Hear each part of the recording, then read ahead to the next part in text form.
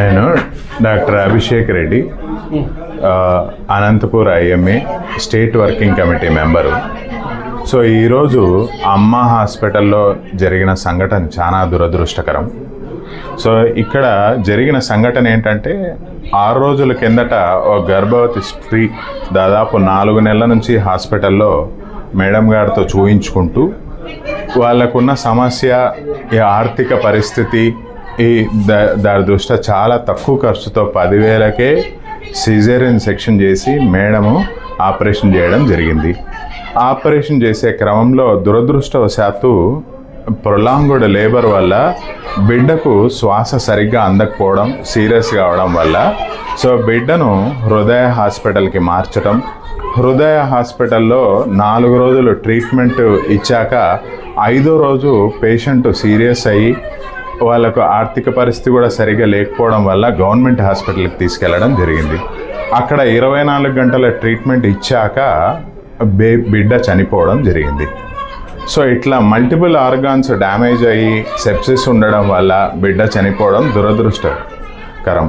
So అయితే ఈ క్రమంలో బిడ్డ యొక్క బంధువులు, తల్లి యొక్క బంధువులు ఆగ్రహావేశాలకు గురయ్యి హాస్పిటల్లో దౌర్జన్యం చేస్తూ మిగతా పేషెంట్లకు ఆటంకం కలిగిస్తూ ఫర్నిచర్ ధ్వంసం చేయడం, చైర్లు విరగొట్టడం లాంటి పనులు చేయడం, ఇది చాలా దురదృష్టకరం. దీన్ని ఐఎంఏ అనంతపూర్ తీవ్రంగా ఖండిస్తుంది.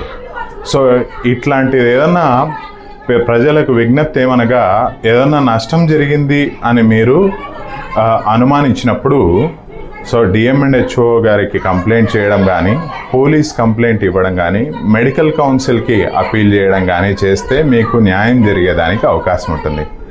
అంతేగాని నిజానిజాలు తేలకముందే డాక్టర్ గారి మీద దౌర్జన్యం చేయడం కానివ్వండి, హాస్పిటల్ మీద దౌర్జన్యం చేయడం కానీ, అట్లాంటిది చట్టరీత్యా నేరం.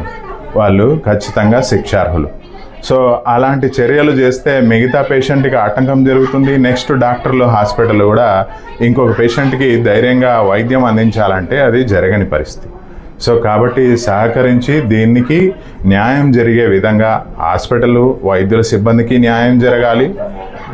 ఈ తల్లి చనిపోయిందన్న వాళ్ళ వాదనకు నిర్లక్ష్యం జరిగింది అన్నది కూడా ఖచ్చితమైన విచారణ జరిగి వాళ్లకు న్యాయం జరిగి నిజ నిర్ధారాలు బయటికి రావాలి అని ఆశిస్తున్నాం. ఫైల్స్ తీసుకొని విచారణ చేసి అందులో ఏం జరిగింది, ఎంత జరిగింది అనేది తెలిస్తే అప్పుడు నిజమైన విచారణ చేసినాక బయట నిజాలు వస్తాయి. ఇప్పుడు ప్రిలిమినరీ డాక్టర్ గారితో మాట్లాడి వాళ్ళ వాదనలు, హాస్పిటల్ వాదన విన్నాక వాళ్ళది కూడా తప్పున్నట్టుగా కనిపించట్లేదు. కానీ విచారణ చేస్తే ఏదైనా తప్పుంటే నిజంగా బయటపడేదానికి అవకాశం ఉంది.